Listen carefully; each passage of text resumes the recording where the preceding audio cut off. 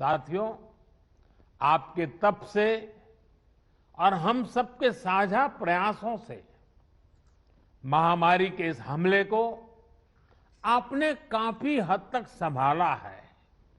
लेकिन अभी संतोष का समय नहीं है। हमें अभी एक लंबी लड़ाई लड़नी है। अभी हमें बनारस और पूर्वांचल के ग्रामीण इलाकों पर भी बहुत ध्यान देना है। और अब मंत्र हमारा क्या होगा? हर व्यवस्था के लिए, हर इकाई के लिए नया मंत्र यही है, जहां बीमार वहीं उपचार। ये हम भूले नहीं, जहां बीमार वहीं उपचार। जितनी हम उपचार उसके पास ले जाएंगे, उतना हमारी हेल्थ व्यवस्था पर दबाव बहुत कम होगा। और इसलिए अब सब हमारी सारी व्यवस्थाएं, जहां बीमार वहीं उपचार, इस सिद्धांत पर। और दूसरी बात, माइक्रो कंटेनमेंट जोन। काशी ने बहुत सफलतापूर्वक उस पर ध्यान केंद्रित किया और उसका लाभ मिल रहा है। माइक्रो कंटेनमेंट जोन बनाकर जिस तरह आप शहर एवं गांवों में घर घर दवाएं बांट रहे हैं, आपने मेडिकल की किट पहुंचाई है गांव के लोगों तक, ये बहुत अच्छी पहल है। इस अभियान को ग्रामीण इलाकों में जितना हो सके उतना व्यापक करना है।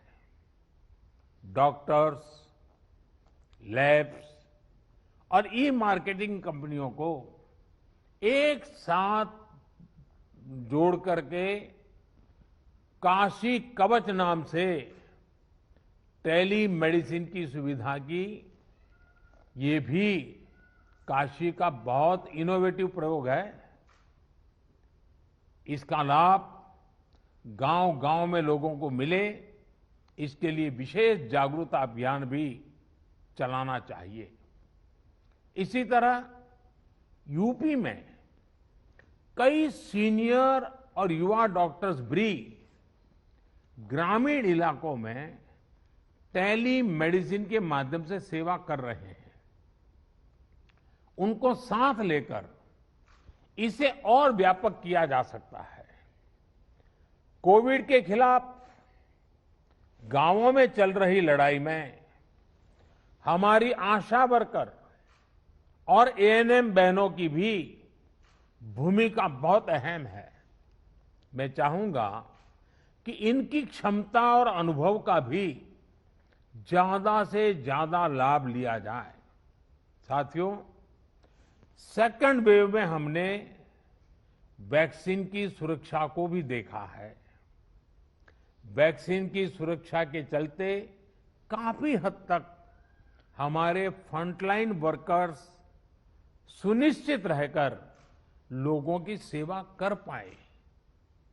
यही सुरक्षा कवच आने वाले समय में हर व्यक्ति तक पहुंचेगा।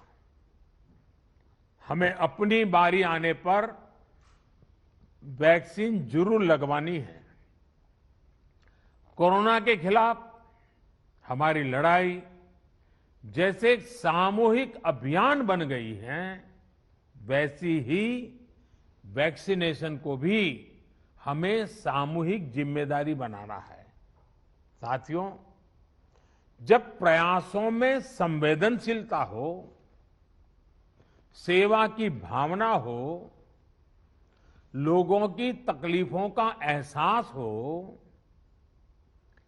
साइंस लेड अप्रोच हो, तो जमीन पर किया गया काम नजर भी आता है।